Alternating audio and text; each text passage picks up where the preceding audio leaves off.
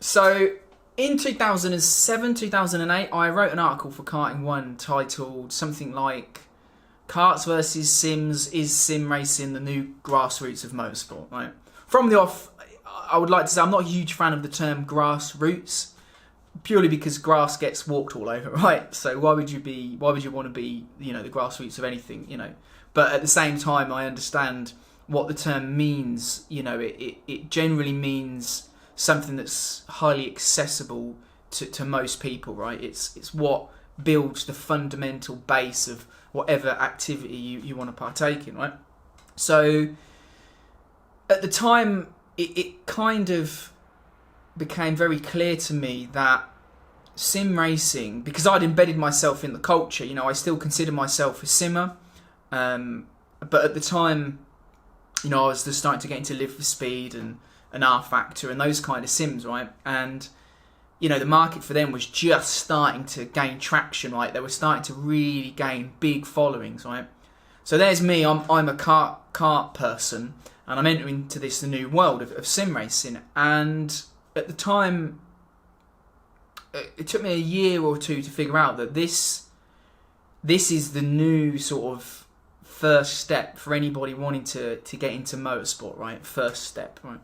Again, one of those old cliches, but it was so easy to get into. Like Live for Speed, which is still around today, amazingly. You can play that on a top end sim setup with a force feedback wheel and a top end PC, but you could also have a reasonably low end PC and play with a mouse and keyboard, and it was still really good, right? So it was incredibly easy for most people to get into. And we also had at the time GT Academy was starting out, and I think Lucas Ordonez was the first guy to win that. So that was I think it was Nissan and Gran Turismo were basically had a competition to find people that were playing Gran Turismo, which, even though it's not a high-end dedicated simulator, it's good enough, right? And they were taking people from that and putting them in real cars, right? And then they were getting real race drives, and this was like 07, 08. And you could see the momentum where this was going to end up. To me, it was clear. Sim racing was going to be huge. And I think over the next 13 years since then, I think it wasn't me just saying this. I think the people that commented on the article as well, I think it was Becky Rose. Becky Rose, who ran an online championship, she was actually going to the FIA asking for sort of accreditation and all that kind of stuff and recognition, and was getting completely ignored. And you look at it now and you have FIA affiliated competitions, and you see a huge prevalence of now esport competitions, right, which are based around you got Formula One sims, Formula E have got their thing that they do, and anybody that's got half an eye on motorsport can see how big sim racing has become. So I do think, initially I want to say, I do think sim racing is now kind of the grassroots of motorsport. It's the easiest, the most accessible form of motorsport, and I do consider it a motorsport. And I'll tell you why. I mean, the level is incredibly high. The competition level is really high. I actually spent a number of years coaching people at GTSRS, which is a sim centre for sort of professional drivers in Uxbridge. I'm a complete advocate for sims, right? I don't want to booby them and say they're rubbish. It's not like the real thing. I am as much a sim person as a kart person, right? To a certain extent, right? I think they're fantastic. But the function of this video is to say whether the success of sim racing is a threat to karting participation, right? It's like an evolution, I guess, from the idea that discussing karting as the grassroots or sim racing. I think that argument's done. I think that participation levels in sim racing totally vindicate that argument. I'm pretty confident to say that sim racing can take that mantle away from kart racing, right? But is it a threat to kart racing? And this is something very difficult to quantify, because even getting numbers for the amount of people sim racing is incredibly difficult. It's even harder to get it from kart racing, right? We might look at Motorsport UK license figures, right, as a sort of first place to see how many people are doing kart racing. And those are kind of misleading, because In 1996, we had about 6,000 licence holders. Now it's around 3,200. But we might expect a bump this year because Motorsport UK have annexed a number of series. They've brought on board like the Daniel Ricciardo series, and they've even managed to convince Club 100 to join them. And I don't know whether those licenses are going to be included in new figures. It becomes very messy, and obviously since 1996 we've had the introduction of Bambino karting, so the age groups have dropped. So understanding how many people do karting is incredibly difficult. But I think on the ground, anecdotally, I think a lot of people are kind of saying the same thing. It's like senior karting is struggling more than most. I think cadet and junior karting is pretty solid, but it will be for a number of years because it's still kind of the go-to place for people that want a career in motorsport. It's still kind of essential, right? So we're looking at the senior market as kind of the canary in the coal mine, and I do think that sim racing is having an effect. If we rewind to like the 80s, right, and you wanted to go and do motorsport, right, and you read Autosport and you go, oh, you watch the F1, or you might be going and watching touring cars and you want to go and have a bit of fun racing. The cheapest way to do it is kart racing, right? It's the only way you can go and do it. You don't really have a choice. Karting had a privileged position for a number of years of being kind of the only form of karting that was accessible to most people. All you needed was a car and somewhere to store the car, right? To do car racing was a lot more complex because you need a trailer, you need a lot more space to store the car. So kart racing was a sort of the every man's or the every woman's motorsport. And you were forced into it, even if you kind of didn't want to do it, And so that was kind of karting's privileged position. And I think, we obviously milked that for a number of years. But now sim racing, if you want to get into motorsport and you watch F1, and let's frame it around F1, right? I don't want to, but it's kind of what most people see when they look at motorsport, right?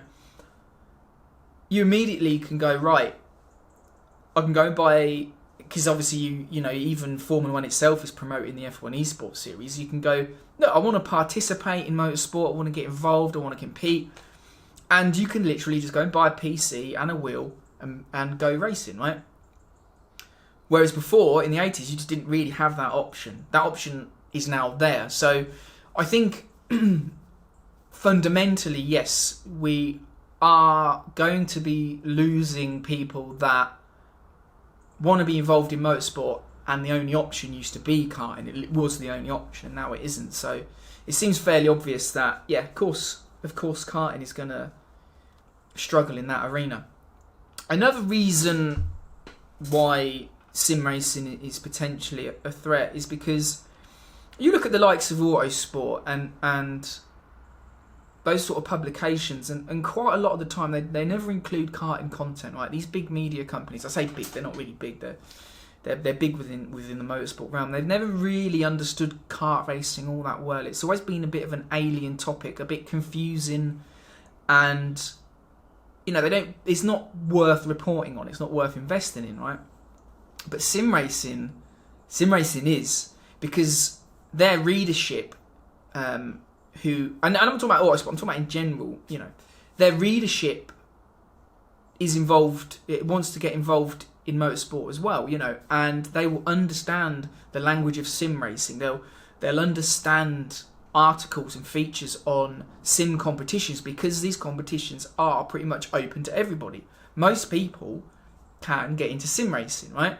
And language-wise, if you're doing esports series and it's the F1 esports series, the language is identical to how you're describing, F1. You're using the same team names, the same kind of linguistics to describe this kind of racing. Karting needs its own kind of language system, right? So for media companies, it's an easy realm to slip into and start reporting on, and that it compounds over time.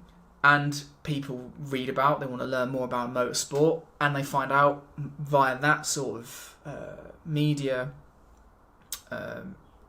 output that they can get involved themselves and they can go and do sim racing, right? So from that perspective, again, karting is going to lose out from a promotional standpoint, because karting is terrible at promoting itself. It truly is.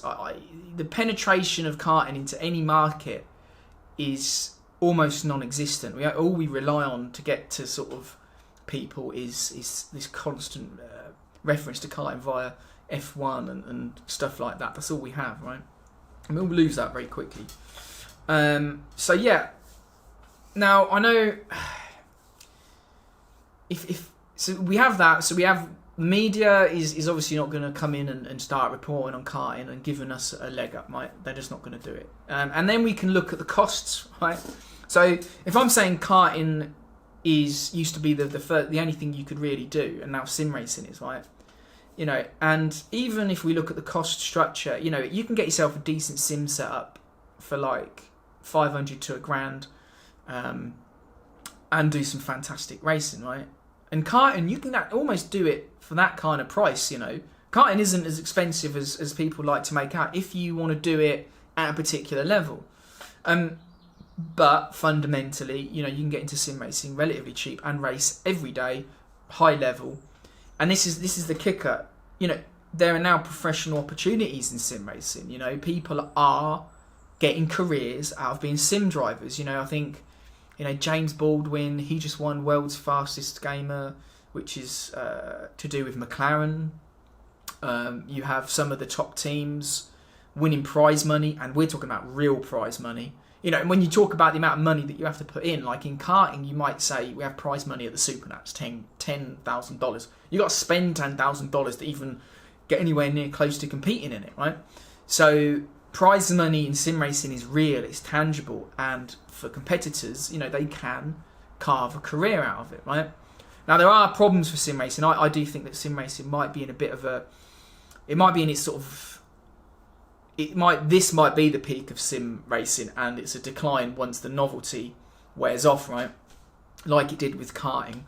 But at the moment, sim racing as a professional opportunity, it kind of outweighs karting. That these opportunities do exist. I mean, I competed in a sim race, and I think it was Simply Race, right? And it was like their endurance series, and it was me and Will Dendy, and we raced, and we won prize money. It was like only a couple of £100, but we won the event, and I was given money, you know, and that's something it's never happened to me in a kart race, partly because I don't win any kart races, but you know, it was just this alien experience. So if I put myself in the shoes of someone that's interested in motorsport, I want to start competing. You know, sim racing is highly attractive. You know, and this is kind of something that we really do need to kind of look into as a sport,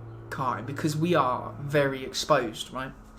One area of karting that does seem to do quite well out of sim racing, I guess, is the arrive and drive market. I see a lot of sim racers do arrive and drive competitions, whether it be local corporate tracks, you know, or something like Club 100. Like one of the biggest sim channels, I think, is Super GT, and obviously Jimmy Broadbent. I think particularly Super GT, he competes in Club 100, you know, and he's hitting like 60 to 80,000 views, sometimes 100 plus on his Club 100 content, right? So Club 100 is fantastic exposure for them.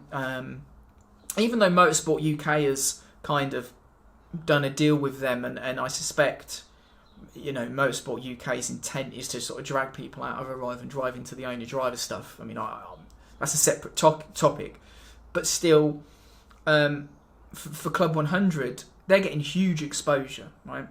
And arrive and drive is very simple. You arrive and you drive. You don't have to do all of the crap and bullshit that you have to put up with when you own your own car, right? Even though for me it's enjoyable, but for a lot of people, you know, dragging a car out of a van or off a roof rack, finding somewhere to store it, maintain it, this is incredibly sort of laborious stuff. And as a sport, again, we're incredibly exposed. You know, we're not in an era when people didn't have as many distractions and access to entertainment, right? Back in the day, in the 80s or the 90s, you know, you might work on your kart Friday, get everything packed and ready to go, and that wasn't as much of a chore because you were looking forward to the weekend, and quite a lot of the time you didn't have as many distractions, you know, so it was sort of a build up to the weekend. It was enjoyable. But now you've got culture that means that, you know, you can go and on your PC and enter this like other realm, right? And you can do that for a couple of hours. I mean, why would you want to spend 3 hours cleaning an engine and changing bearings and you know, cleaning your axle and all that kind of boring stuff, you know? So as a sport, again, we're exposed, and I think, you know, to get onto this, I want to end this on a positive note, because it sounds like I'm on a downer. I'm sort of want to present my case that I do think on many levels kart racing should see sim racing as a threat, because I just don't see that we're doing anywhere near the amount of work to attract people who do want to go and participate in motorsport via sims into the realm of owning their own kart. Because when I talk about karting, I'm very specific. I mean owning your own kart, right? And going to race it, because to me that's where the competition is at its best. I do appreciate the Club 100 stuff, but to me it doesn't represent karting in its finest form. You know, it doesn't represent the kind of it's hard to describe, but to me, owning your own car, and because generally they're a lot quicker than the arrive and drive stuff, is the sport of karting, right? So we should see sim racing as a threat, and I'm a simmer, you know, and I know we have Kartcraft coming in, which is fantastic, right? I think Zach Griffin and everything, all of the developers there are producing a monumental sim, and whether we can attract people into owning their own kart from that, I'm not sure, but as a sport, we need to start looking at presenting karting as something worth doing, something worth investing in, and something that can offer an elevated experience compared to sim racing. Now, as I said, I'm a simmer. I really love simming. I've had access to literally one of the best simulators in the country, and when it's sorted, sim setups are really, really good and fun. And, you know, you if you're doing a high level competition, you do feel the nerves, you know, you do feel like your heart rate's starting to get elevated, you know. So it isn't a case, you know, we shouldn't just totally disregard simming as like, oh, it's not like real life, you can press a reset button. Because that's bullshit. Because, you know, simmers tend to be cleaner racers than karters, trust me. You know, karters often race, and they race as if they do have a reset button, so... Yeah, I know I'm going on several tangents here, you know, but this is what I'm like, you know, you just have to put up with it. But yeah, I think going forward, we need to do more to promote karting as accessible. I think junior and cadet karting predominantly is team-based now. Not predominantly, but there's a heavy emphasis on teams and stuff, which do offer products for people entering karting, but for a lot of people, that's not an option because of the expense. You know, we need to be able to confidently say you can get into karting really quite cheaply, or well, I say relatively cheaply, and you can have the time of your life. You can meet some great people, and you can drive these karts, which are just some of the best driving experiences in the world, bar none. You know, you can include all of the crap that is in car racing that people pedal. I mean, some of the stuff people race, I don't understand why you do that over a kart. But again, sim racing is where the focus is on this video. So yeah, is sim racing a threat? I think it is. I think as a sport, we need to really fundamentally rethink how we approach the promotion of the sport, because we will lose drivers to sim racing. It's offering professional opportunities, high level competition, and it's completely accessible to like most people. Even people on a very low income, on a very old PC, can go and do Live for Speed, you know, and enter a league with a mouse and keyboard, right? And you can race at a really high level. I know for some of my listeners who maybe don't know much about sim racing, but trust me, these simulators are fantastic. So yeah, I don't know. I don't know what the answer is. I mean, I'm more wanting just to talk about it a bit and get the conversation going. I do think that there's a threat there. I think we're failing as a sport consistently. I don't really trust Motorsport UK to do anything about it. I don't think they really understand sim racing. I don't think they understand karting all that much. So I think collectively maybe we need to just do a bit more to encourage people into karting and prove that it can be something really special as an experience, you know. So I think that's all I've got to say on the matter.